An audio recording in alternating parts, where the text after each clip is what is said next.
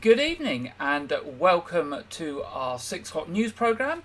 It's Saturday the 27th of May and we're coming to you live from the heart of Wyke, Regis in Weymouth, Dorset, UK.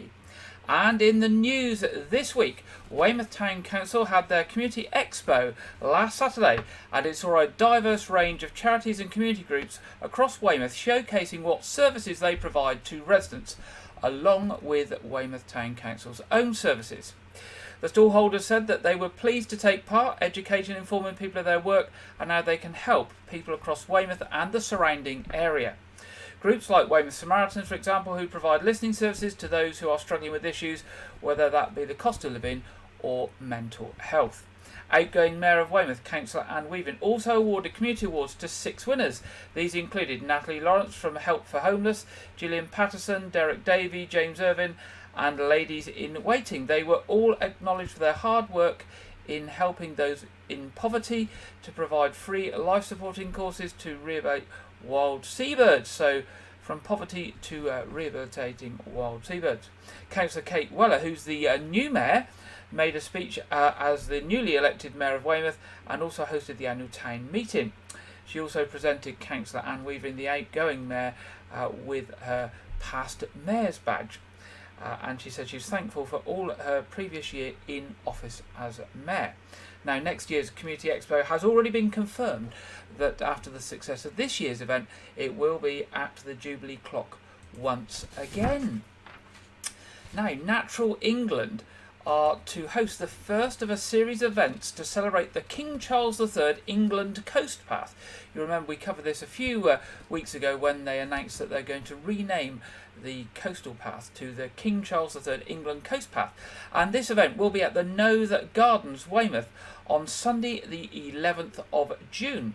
The free event is intended to connect people with nature, enabling all to access the natural environment and experience the health benefits that it can bring. The event takes place between 10 a.m. and 4 p.m. and visitors can try a variety of activities including guided walks, theatre and performing arts, abseiling, yoga and much, much more. The Green Spaces team will be supporting the New England Coast Path event as well as running free wildlife activities in the gardens throughout the day. When completed, the new National Trail will cover the coast of England and will be 2,700 miles long. If you want to find out more information about this and other events that are happening inside the Knowth Fort at the same time, go along to the Knowth Fort website at www.knowthfort.org.uk. Now, Dorset and Wiltshire Fire and Rescue Service held its annual award ceremony on Thursday the 18th of May at Tidworth Garrison Theatre. Of course, it covers all of Dorset and Wiltshire. The event recognised staff achieving 20, 30 and yes, 40 years of public service. There are also presentations of Chief Officers' commendations, recognising meritorious conduct above and beyond the call of duty, and a number of other awards.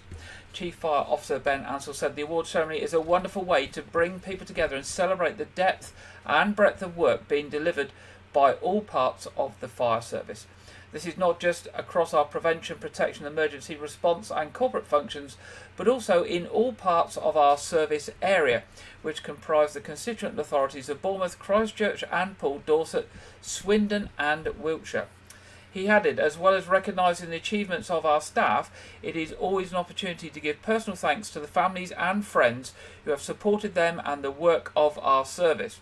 It is often this support that has enabled the quite outstanding achievements of our staff to take place. Also, during the presentation event, Sunseeker International received an award from Dorset and Wiltshire Fire and Rescue Service in recognition of its support to on-call firefighters in Hamworthy, Poole and Portland fire stations. The luxury yacht company allows 6 members of staff to respond to emergencies from their workplace. At their Dorset site, Sunseeker has altered the factory layout and workstations to help their on-call firefighters and also allocated dedicated parking bays close to the site entrance. Now, if you're interested in being an on-call firefighter, there Dorset and Wiltshire Fire and Rescue are always after extra people to help with their on-call service. Do go along to their website www.dwfire.org.uk /on-call firefighters. Now, South Western Trains are to introduce a ban on e-scooters across its stations and trains from this Thursday, the 1st of June. Excuse me. The new rule, which will follow similar bans on other train operators, has been introduced as e-scooters pose a fire risk due to the potential of their lithium-ion batteries to overheat. While the chances of fire are small, there have been recent incidents of e-scooters catching fire on other forms of public transport. In addition to the ban of e-scooters, South Western Railways has confirmed that customers will not be permitted to charge the devices at their stations or on their trains, and that they will not be accepted as lost property. The ban also covers e-unicycles, e-skateboards and hoverboards. However, electric wheelchairs and e-bikes are exempt from the ban, as are mobility scooters for those with accessibility needs. Customers are advised to check with staff if they are unsure. Now, last year, in the Dorchester Market Car Boot Fund, awarded over £24,000 worth of grants to community organisations in the Dorchester and surrounding area. Preschool clubs, sports clubs, youth projects, projects for people with disabilities and long-term health-related issues, and projects tackling social isolation were among those that benefited from the fund. Now, Dorset Council collect the income from people who hired pitches at the weekly car boot sales held on Sunday mornings at Fairfield Car Park in Dorchester. All the income collected is paid into the Dorchester Market Car Boot Fund, which helps local community organisations. Successful organisations are invited to a celebration tea at the Town Hall on Thursday the 11th of May to receive certificates handed out by Councillor Molly Rennie, and you can see some of those on the screen there, who is the Chair of Dorset Market's Car Boot Fund, and Councillor Janet Hewitt, who is the Mayor of Dorchester Town Council. Successful organisations included Home Start West Dorset, Dorchester and District U3A, Dorchester Arts, Dorchester Disabled Club, Freewheelers Emergency Medical Couriers, and Dorset Youth and Community Centre. Now, the 2023 grant programme will be open for applications in October this year. Now, Dorset has been selected to receive government funding worth £200,000 to reduce demand for illicit substances in a study to research and develop interventions with young people that can be tested locally. The funding is part of a 10-year government plan to cut crime and save lives by reducing the supply and demand of drugs and delivering a high-quality treatment and recovery system. It comes from the National Institute for Health and Care Research under the Innovation Fund to reduce demand for illicit substances. Dorset is one of just 5 areas to receive this funding. The other 4 are Huddersfield, Derbyshire, Manchester and South East of England. The Government's Innovation Fund is worth £5 million in total.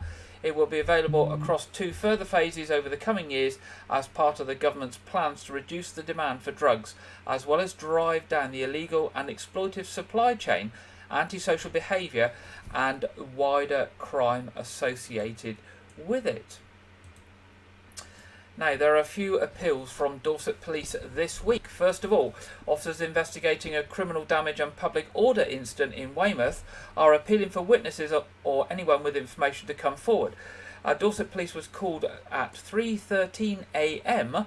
on Sunday the 14th of May with a report of 3 men acting aggressively in Westham Road. It was further reported that one of the men smashed the window of a property. Also, officers are investigating a single vehicle road traffic collision in Weymouth and are appealing for help. The incident happened at approximately 8:50 p.m. on Saturday the 20th of May at Knights in the Bottom Road in Chickerell, just after the Victoria Inn. During the road traffic collision, a silver Vauxhall Astra left the road, flipped onto its roof and landed in a nearby field. As a result of this collision, the occupant sustained minor injuries. And also, they are investigating an assault in Weymouth Town Centre. At around 3:55 p.m. on Saturday the 13th of May, 2 Community Safety Accredited Scheme officers approached 2 young people at the pier. It is reported that one of the CSAS officers was pushed by a boy before beer was thrown over him. The 2 boys fled the scene and officers attempted to carry out searches of the area to locate them. The offending boy is described as approximately 17 years old, 5 feet 10 inches tall, clean shaven and dark curly hair, and was with dark curly hair that was short at the sides. He was wearing a grey shorts over the top of red shorts, a white or grey t-shirt, trainers and black sunglasses. Now, if you can help Dorset Police with any of those incidents and events, do give them a call on 101 or via the Independent Crime Stoppers charity if you wish to give information anonymously on 0800 555 111. Now, 5 town and parish councils in the Dorset Council area are a step closer to implementing a new 20-mile-an-hour speed limit in their areas. Since the council launched its new scheme in November 2022, 8 applications have been considered by council's new 20-mile-an-hour panel group. The successful applicants are Bridport Town Centre, Langton Matravers, Wimborne Town Centre, Winfrith Newburgh and Pimperne. The applications are now being assessed for funding. They will then go through a traffic regulation order public consultation where residents can give their comments, support or object to the proposals. An application for Poundbury requires further investigation, and Fivehead Magdalen paused their application to consider an alternative application for speed indicator device, and Fontwell Magna did not meet the required criteria. All the applicants have been notified of the results. Each application is assessed against a set of requirements, and Dorset Council will fund those schemes deemed to be high priority. Town and parish councils will have the opportunity to self-fund lower priority schemes. Existing speeds are also taken into account, and there should be significant community support for the implementation of a 20 miles per hour limit or zone. A ceremony to mark US Memorial Day will be hosted by the Mayor of Weymouth, Councillor Kate Weller, on this Monday, the 29th of May. Members of the public are welcome to attend this short wreath-laying service at 11 a.m. at the US Memorial on the seafront. Councillor Kate Weller, Mayor of Weymouth, said, "I'm pleased to attend this special event which recognises the many thousands of US personnel who left the ports at Weymouth for D-Day in 1944. This year's celebration falls on the last bank holiday in May, and I would encourage both residents and visitors to our town to join us for this short service." The US Memorial is located on the esplanade adjacent to the Royal Hotel and was unveiled on the 3rd of December 1947. It was rededicated in June 1999, and further renovation work was carried out as recent as 2012 by local stonemasons. And finally, in our headlines tonight, the Environment Agency is reminding people not to take unnecessary risks while trying to cool off in the warm weather, and to always make sure family and friends stay safe in and around water. The warning comes ahead of the forthcoming bank holiday weekend that might see visitors to the southwest looking to cool off in the river. Waterways can contain hazards, particularly in and around structures such as bridges, locks and weirs. Unexpectedly cold waters or strong currents can also catch bathers off guard. Weirs can be particularly dangerous locations with strong circular currents that can pull you under the water and make it hard to escape. Now, safety points being issued by the Environment Agency include: if you get in trouble in the water, stay flat and float to stay alive if you can. Lean back and use your arms and legs to help you float, then get control of your breathing before calling for help or swimming to safety. And of course, if you see anyone in trouble in the water at any time, call 999 or 112. And if you're close to the coast, ask for the Coast Guard. And if you're inland, ask for the fire service. There we go. And that's the end of the headlines this evening. Now, just following on from that last story and the theme, as we get closer to the summer season, and of course with the first major bank holiday where visitor numbers go up and lots of tourists entering our area, I thought it would be right and proper to focus tonight on the work of the Coast Guard, who are there for our holidaymakers, for ourselves as local people, local boat owners and those who enjoy water sports, and of course our commercial seafarers. Now, believe it or not, the Coast Guard throughout the UK has 160 rescue missions a month on average, rising to around 350 a month during the summer months, rescuing on average over 100 people a month from the shores of the UK. And here's a short video featuring the work of HM Coast Guard.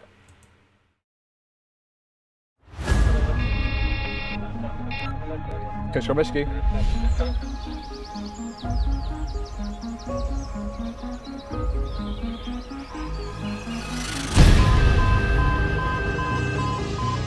Coast Guard. ATC clearance received. ETA 10 minutes.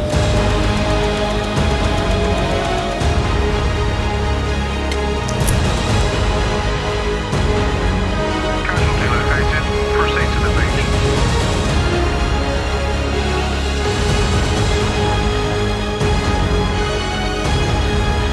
Approaching incident. Prepare switch.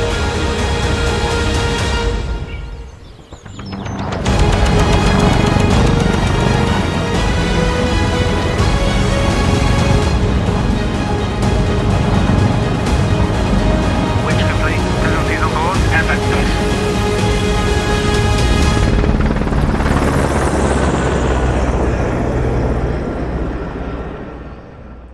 So there we go, that's the work of the Coast Guard. And of course now, getting the right message over to our young people is important. The seaside can be fun, and the water can be fun, particularly when it's hot, and playing in the water with an inflatable or whatever. But of course it can also be dangerous. And when the sun is out and everybody's cooling off, this can be forgotten.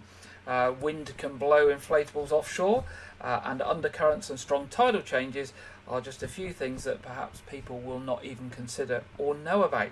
Now, with children and young people particularly in mind, I was pleased to find that the Coast Guard and the RNLI, working together, have developed a song and an animation to remind young people about sea safety. So here it comes for you. Choose a life-guarded beach if you're going to the sea. Stay between the flags, it's a safer place to be. If you get in trouble, just float like this. Use your arms and legs like a big starfish. Again! Choose a life-guarded beach if you're going to the sea. Stay between the flags, it's a safer place to be. If you get in trouble, just float like this. Use your arms and legs like a big starfish. Be safe, everybody. There we go, just a bit of fun there for the kids about sea safety as we start that beach season here in Weymouth. Of course, there'll be lots of young people on the beach this weekend and throughout the summer season. Now, lots of people in Weymouth and Portland, Wyke, Regis, the South Dorset and beyond use the services of Dorset County Hospital in Dorchester. And I'm sure you've been there many, many times, and as you go into one of the main entrances, you are greeted by some friendly people. In latter years, they have been stood there in their bright yellow t-shirts, so you can easily recognise them. And these people are hospital volunteers, and they give their time to help you and I when we visit the hospital, to make sure that if any questions are required to be answered, where to go and where places are in the hospital, there are people on hand that can answer that question, and it doesn't tie up our qualified nurses and doctors. So it's a very valuable service, and Dorset Hospital are always after extra volunteers, and we're going to hear now from two of those volunteers, Pauline Hooper and Christine Carter, about their role at the hospital as the hospital is looking for some more volunteers. So here comes Pauline and Christine for you. Hello, I'm Pauline Hooper and I've volunteered at hospitals since about '06. Hello, Christine Carter. I've been a volunteer since just after lockdown finished, so about 2020, I think. I had a serious operation many years ago and I came out, was wandering around, and I actually helped someone to find somewhere, and someone suggested, why don't you come here? So that's how it all started, and I like helping people and giving something back to the hospital. Oh, I just love the patient's face when I take the trolley in and their faces light up. And also the staff are very, very grateful for the drinks trolley going round. Oh yes, we get our coffee and we get boxes of chocolates and various goodies that presumably we shouldn't have, but we do. But it's all very nice and greatly received. And the odd tea party comes out, which is fun to go to. Yeah, that's where everyone meets up, because normally you only meet certain people on the day that you come in, and then we meet all the volunteers. So it's nice to meet up with other people and get to know them and what they're doing. It's surprising what you do get out of being a volunteer, just for the help that you give and the smile on people's faces. That's what I love. That's what I love most. There we go. That's the hospital volunteers from Dorset County Hospital. They're telling people where to find things, taking the tea trolley round and making valuable drinks for people. And if you've got some spare time and you'd like to volunteer at our local hospital, they would love to hear from you. You can go onto Google and search for Dorset County Hospital volunteering, or you can go to the website www.dch-ft.nhs.uk/working-for-us/volunteering. So Dorset County Hospital volunteering on Google is probably the easiest way to find them. Now it's that time in the programme where we go over to our regular contributor Andrew Wright for this week's film review and preview. Welcome to Wyke Regis TV Film Review and Preview. I'm Andrew Wright. This weekend is the release of The Little Mermaid, a Disney live-action adaptation of the 1989 animated film of the same name. The film is a musical fantasy and stars Halle Bailey, Melissa McCarthy and Javier Bardem. The film revolves around the mermaid Ariel saving and falling in love with a human prince, but when she makes a deal with the sea witch Ursula, her life and her family is placed in jeopardy. So far, the film has 71% positive reviews from critics and 83% positive reviews from audiences, with it being labelled one of Disney's more enjoyable live-action reimaginings. I don't plan on seeing the film, but keep a lookout online to see what the reviews are like if you do decide to go.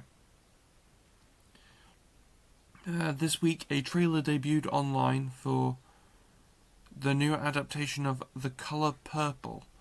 This version is a musical adapted from the stage adaptation of the 1982 novel by Alice Walker. The film is a story of the lifelong struggles of an African-American woman living in the American South in the early 1900s.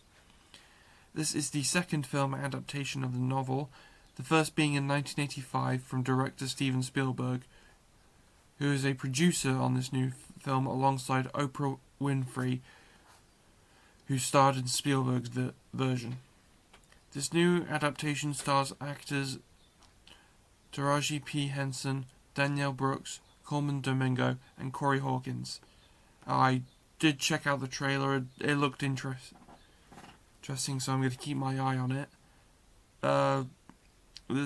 This film is in cinema as this Christmas, courtesy of Warner Brothers Pictures. I believe that's the UK release date as well, but don't quote me on that. This week, the final trailer for The Flash arrived online ahead of its June 14th UK release date. The Flash revolves around Barry Allen, a police forensic investigator and member of the Justice League who can move at superhuman speeds using the Speed Force as he travels back in time to prevent his mother's murder, only to become trapped in an alternate reality without messy humans, where he enlists the help of his younger self, an older Batman, and the Kryptonian castaway Supergirl in order to save this world from a restored General Zod and return to his universe. The film is expected to reset the DC film universe to prepare for James Gunn's planned DCU. The film so far has had positive test screenings from audiences and critics, but I remain unconvinced about the film. This final trailer was an improvement over the previous trailers, but for me the problem still remains Ezra Miller in the lead role. The film is out in UK cinemas on June 14th, courtesy of Warner Brothers Pictures. That's all I have for you this week. Be sure to check back next week where I will be previewing the new film Spider-Man Across the Spider-Verse. Now back to Gary in the studio. Thank you very much there, Andrew. And Andrew mentioned the trailer for The Colour Purple that was released this week, and we do have that for you now, courtesy of Warner Brother Pictures. They invite you to experience the extraordinary sisterhood of three women who share one unbreakable bond in The Colour Purple. This bold new take on the beloved classic is directed by Blitz Buswalk and produced by Oprah Winfrey and Steven Spielberg, Scott Saunders and Quincy Jones. It's from Warner Brother Pictures, it's The Colour Purple, and it will be hitting screens at around about Christmas this year. And here is the trailer. Today, our teacher taught us about a place called Africa. She say our mamas come from Queens over there. That means that we, royalty. I don't need you to love me. Afternoon. I needs me a wife. Even if we have to part, you and me, us have one heart. I don't need Get off my land! you. I rat you every day. Nothing but death can keep me from it.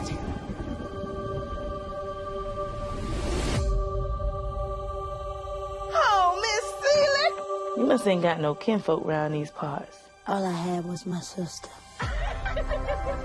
She was the only one ever loved me. I'm gonna hold my head up. I'm gonna put my shoulders back. It's time for you to see the world. There's gonna be some changes made. Put it on. This ain't me. Hush. We need to look like we belong. Let's see the smile and color. Sweet and loving God. Showing my heart to the folks that I'm close to. Now we're talking.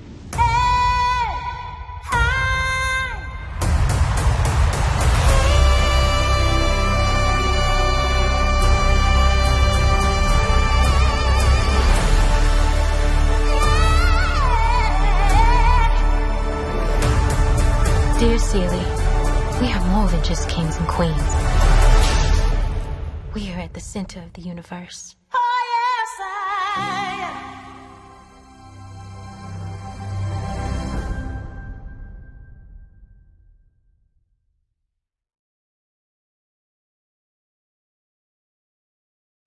There we go, that's The Colour Purple coming out later this year, courtesy of Warner Brother Pictures.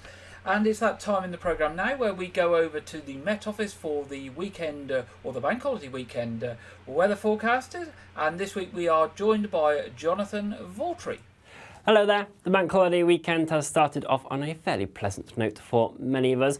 We did see some early low cloud across the southeastern areas of England, but that is continuing to break up throughout this morning, and other areas of England and Wales have seen a good amount of sunshine. Sunshine a bit hazier for Northern Ireland, and also some thicker cloud has been pushing its way into northwest Scotland, this bringing some light outbreaks of rain and drizzle, all associated with a cold front that is pushing its way in, and throughout the rest of Saturday this will gradually move its way across the Northern Isles and the Highlands as well. But elsewhere there will be a good amount of sunny intervals throughout the day and should be feeling fairly fine if you are stepping outside at all. Temperatures also responding to that sunshine, so from areas of Yorkshire down into the West Midlands, southern Wales and into southwest England as well, seeing those highs of 22, 23, maybe even a local 24 degrees Celsius as well. Just a bit cooler across the far north, as behind that cold front we are starting to filter in some slightly cooler air with a bit of a brisk breeze, so more around mid-teens here. It is also worth noting though that particularly for areas of England and Wales, UV levels will be high, if not very high, throughout today. Pollen levels are also going to be high. It's grass pollen at this time of the year, which most hay fever sufferers are affected by, but lower levels for Northern Ireland and across Scotland. Into this evening, the cold front will continue to push its way southwards, but the rain on there is going to fizzle its way out, and it will be more a cloudy feature into Northern Ireland and northern central areas of England and Wales. Some mist and fog perhaps forming again across southeastern areas of England, and the low cloud also perhaps pushing its way in from the North Sea at times, so could just be a bit murky in places across coastal areas here, but some clearer spells forming elsewhere. Where we hold on to the cloud, it could be a slightly milder night, some towns and cities holding up around double-digit figures, but temperatures in single figures elsewhere, particularly for the sheltered areas of Scotland where we may actually be close to the freezing mark. So a chilly start to Sunday morning here, but with those clear spells it also means that it will be a bright and sunny start as well. For eastern areas and central areas of England, Sunday is looking to be a cloudier affair compared to Saturday, as this low cloud just continues to slowly move its way through, but will lift throughout the day. Some hazier sunshine across Scotland as some wispy cloud pushes its way in. Northern Ireland, Wales, southwestern areas of England actually seeing a good amount of prolonged sunshine throughout the day. The highest temperatures now limited to the very far south of Wales and England. So again, still 22, 23 degrees possible here, but behind the cold front, we continue to see that cooler air just sink its way southwards a bit more. So much of northern England and into Scotland and Northern Ireland, again, still around the teens mark at best. As we head into Sunday evening, that cloud will melt away increasingly, and it should be a relatively fine end to the day. The main change will just be that the breeze is going to start picking its way up across the very far south of the UK. That's due to how high pressure is reorientating itself. Whilst it will keep things fairly settled, we are going to see there a bit of a squeeze in the isobars across the very far south of the UK. Into Bank Holiday Monday, that will start feeding in this easterly breeze from the North Sea, feeding in some cooler air. So much of the southern half of the UK will see their temperatures drop on Monday compared to where we have seen them throughout the rest of the weekend. So high teens, perhaps still just creeping up to 20 degrees in a few locations. A reversal of fortunes though for Scotland and Northern Ireland, with the lighter winds and the sunny intervals developing here. Temperatures probably higher on Monday compared to where they will be on Sunday. So now perhaps seeing that 20-degree mark across some areas of the central belt as well.